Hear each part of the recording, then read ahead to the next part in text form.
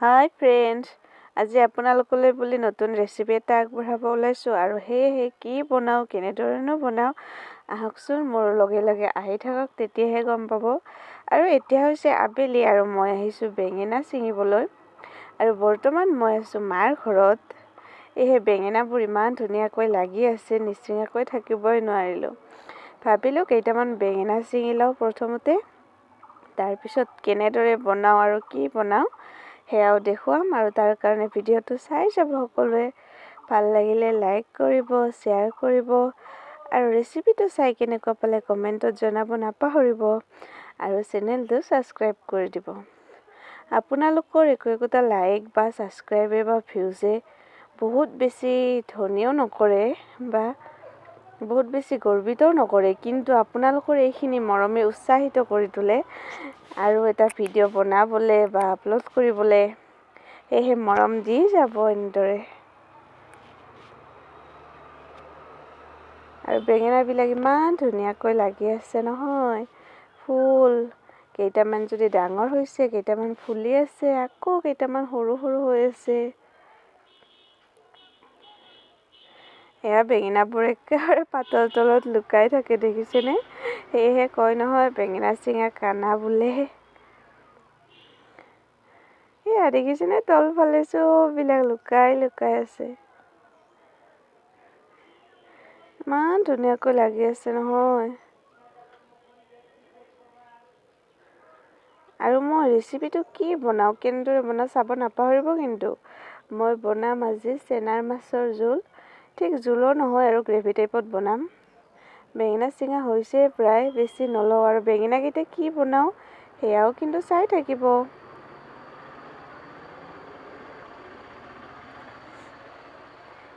এইটো এটা বেলেগ বেঙেনা হয়, এইটো এনেকুৱা কালাৰ হয়, পাতৰ নিচিনাই হয় প্ৰায়। আৰু এইটো হৈছে এনেকুৱা, এইটো মাই ছিঙিব মানা কৰিছে, এইটো হেনো জগাৰ কাৰণে ৰাখিব।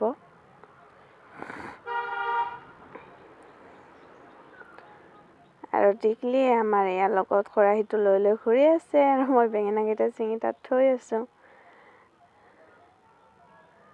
হ'বই আৰু বেছি নলওঁ, এইকেইটাই হৈ যাব। আৰু এইবিলাক ফুলি গৈছে শাক।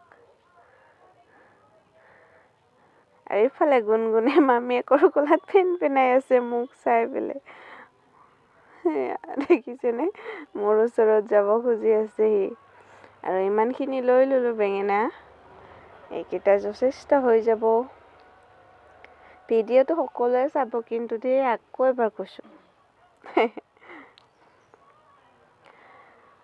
আৰু এতিয়া আহি গ'লোঁ, এয়া চেনাৰ মাছখিনি দেখিছেনে, ইমান ডাঙৰ ডাঙৰ। এয়া নিমখ আগতে দি দিছোঁ মই আৰু হালধিখিনি দি দিছোঁ আৰু এইখিনি ভালদৰে মিক্স কৰি দিছোঁ।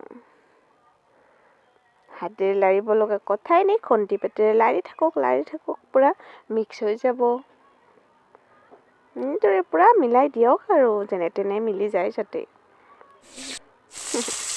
আৰু এতিয়া এপিচ এপিচ কৰি মই তেলত বহাই দিম। আৰু দেখিছেনে পাকঘৰ ইমান ধুনীয়াকৈ খৰিত বনাই আছোঁ মই।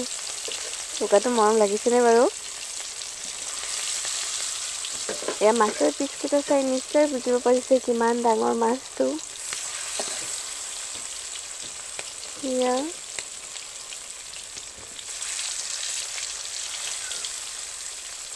ইমান ডাঙৰ ডাঙৰ দেখিছেনে বাৰু? আৰু এয়া ধুনীয়াকৈ অকণমান অঙঠা হ'ব দিছোঁ। আৰু এয়া হৈছে আমাৰ কৰবী বাইদেউ দেই, মুখখন কেতিয়াবা দেখাম বাৰু। তাইক বোলো এইখিনি খুন্দি দে, আদা নহৰু আৰু জলকীয়াখিনি। পূৰা জোৰদাৰ লাগি আছে আৰু খুন্দি আছে, পূৰা খুন্দি আছে। মাছ ভাজিও প্ৰায় হ'ব হৈছে আৰু অকণমান অঙঠা দিছোঁ, যিহেতু চেনাৰ মাছটো ডাঠ হয়, সিজিবৰ বাবে অকণমান সময় লাগে। যদি জুইকুৰা বেছি দি দিওঁ, ওপৰটো পূৰা ৰঙচুৱা হৈ যাব, ভিতৰটো আধা কেঁচা হৈ থাকিব। সেয়েহে অকণমান অঙঠা কৰি থৈছোঁ। আৰু এয়া ৰান্ধিবৰ বাবে বিলাহী, এয়া আলু আৰু মাছখিনি ভাজি হৈ গ'ল। দেখিছেনে কি ধুনীয়া মৰমৰীয়া হৈছে, কাৰ কাৰ খাব মন গৈছে জনাব কিন্তু দেই। ধুনীয়াকৈ ভাজিছোঁ কিন্তু একেবাৰে।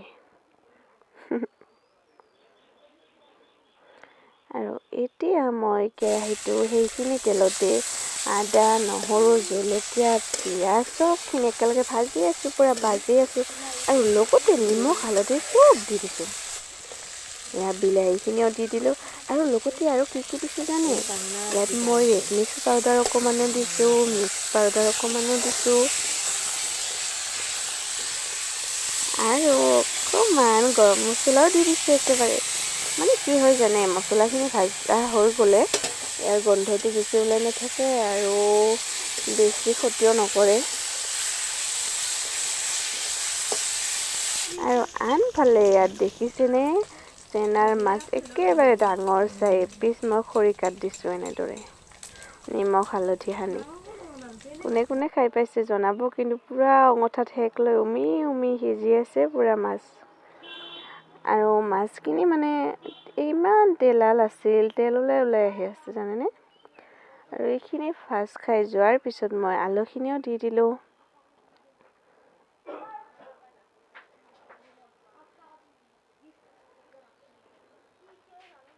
এই আলু অকণমান সৰহকৈ দিছোঁ, যিহেতু আমাৰ ঘৰৰ পৰিয়াল বহুত বেছি, সেয়েহে আলুখিনি ধুনীয়াকৈ মছলাখিনিৰ সৈতে মিহলাই দিলোঁ।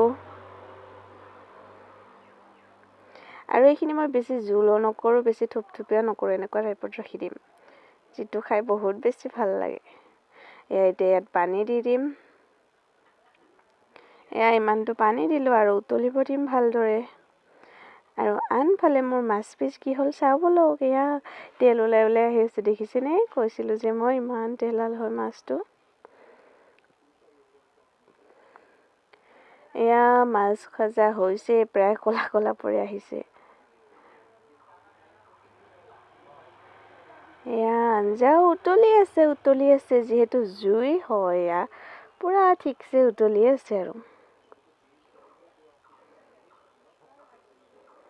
এতিয়া ইয়াত মই মাছখিনি দি দিম। এয়া মাছ দি আছোঁ।